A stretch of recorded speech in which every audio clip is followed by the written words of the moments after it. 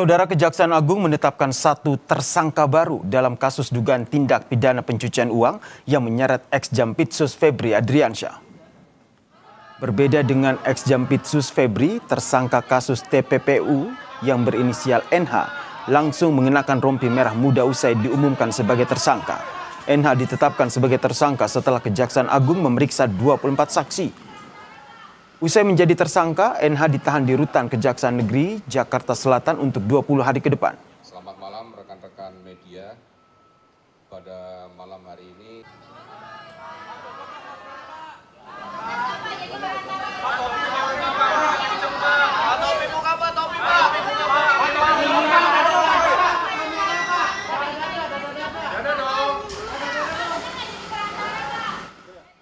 dengan pertimbangan dua alat bukti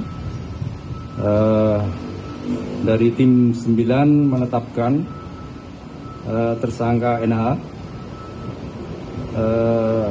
terkait dugaan turut serta tindak pidana pencucian uang yang mulai hari ini akan ditahan di Rutan Kejaksaan Negeri Jakarta Selatan. Kuasa hukum Febri Adriansyah menilai penyidik masih harus membuktikan kepemilikan dan asal-usul emas yang menjadi barang bukti dalam perkara dugaan tindak pidana pencucian uang. Kuasa hukum ex-Jampitsus bilang penyidik harus terlebih dahulu menelusuri apakah harta itu berasal dari sumber yang sah atau tidak sah. Jika berasal dari sumber yang tidak sah, maka penyidik juga harus menentukan jenis tindak pidana asal yang melandasinya.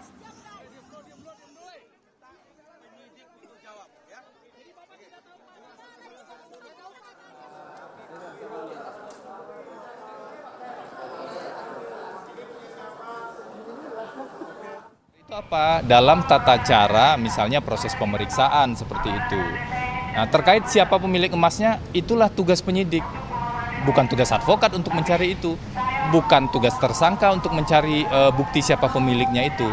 Nah, karena itulah misteri tentang siapa sebenarnya pemilik emas ini harus dijawab. Karena ini isu hukum harus dijawab secara hukum. Jangan sampai kita terburu-buru menyimpulkan.